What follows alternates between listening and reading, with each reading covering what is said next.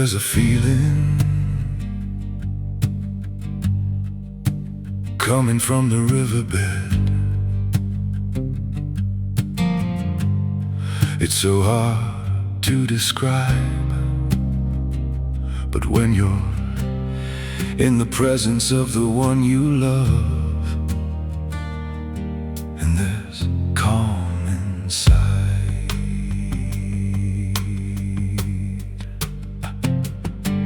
There's a subtle difference. I first came up here as a Baptist missionary. My parents are all from Mississippi. Everybody's a cracker, you know.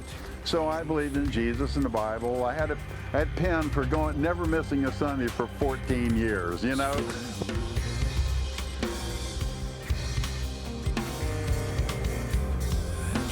Homer history can be divided into homestead, hippies, and then everything that came after.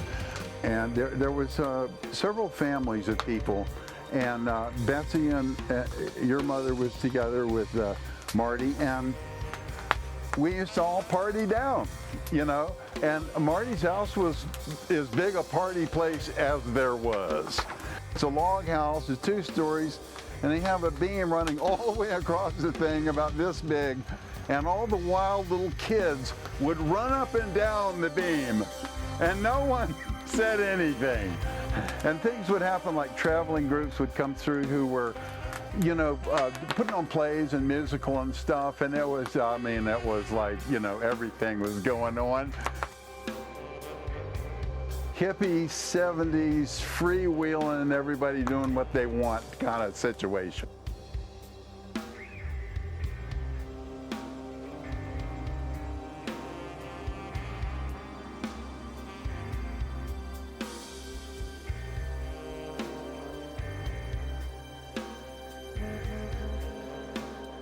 And then the new owners decided that they wanted to use the Phoenix as a central figure because the bar burnt down and we're building a new bar. And, you know, that makes sense.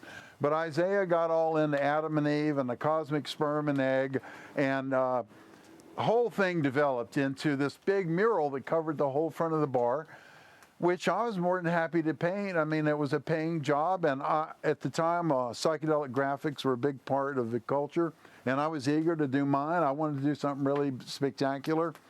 So I covered the thing over because it was cold. I had a heater in there, and I painted this gigantic mural, which on Isaiah's request had Adam and Eve figures watching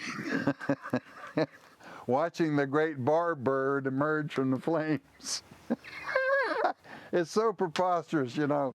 And there was a male and a female nude figure, and, you know, the guy's hanging his tackle out. But it was just like, you know, like David or something. It wasn't he didn't have a bone or anything. He wasn't playing with it, you know, it's just hanging there. So, but I'll tell you, baby, when I took the tarp off of that thing within a day, it was an atomic bomb. The people were, oh my God, there's tents, there's a deck, it's on the front of the bar. These 3 groups, the homesteaders, the church people, and the hippies, had a 3-way go. And while everyone was arguing over whether this should be taken down, it turned out there was a cult of Nazis, and I'm not Nazis, Jew-hating Nazis living out in the woods, and they put a letter in everybody's box talking about how, the hippies were Jew crypto commies, and it was just 6 or 8 pages of ugliness, crazy ass shit.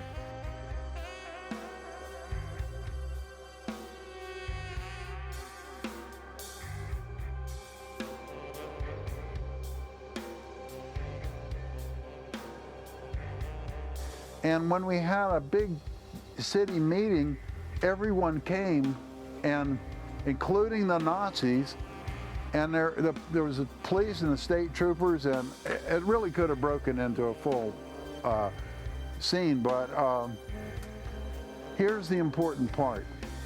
A guy, Cliff Calkins, after everybody argued about it, stood up and said, you know, I don't like the mural. I wouldn't have it. But I would rather my daughter walk by that mural every day for the rest of her life than ever read this letter, you know? And the whole room, it's one of those movie moments, jumped up and started clapping. Church people, bar people, hippies, everybody agreed that we might be bad, but we're not that fucking bad. And that letter is just the most vile, hateful, sick, stupid stuff, you know? And it took me a while because I don't think about this, but I went, Judy said, well, you know, that might have really affected them because they're Jewish. And I went, oh, that's right. I mean, what the fuck? You know, I hadn't even thought about that. But here we got a bunch of Nazis in Homer. And these New Jersey Jews come to get away from the city and all the crappy stuff. And we got this, you know. But Isaiah went out there the next day after the big meeting, and I don't know what he said, man, or what kind of cosmic juju he put on his ass. But he came back and he said, brother, those people are crazy out there, man. And they packed up everything they had and just left after that thing. I don't know why. But they just left Homer, and boy, were we happy about that. So there was a kind of a healing that really took place there. We began to just let go of the cultural divisions, and it no longer mattered whether you had long hair after a few years. That sign is important because it's so symbolic of everything that happened in that period.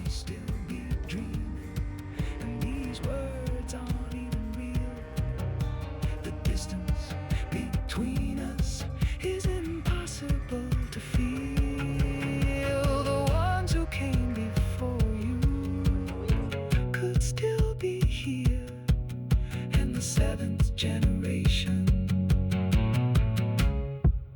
too many shades to hear.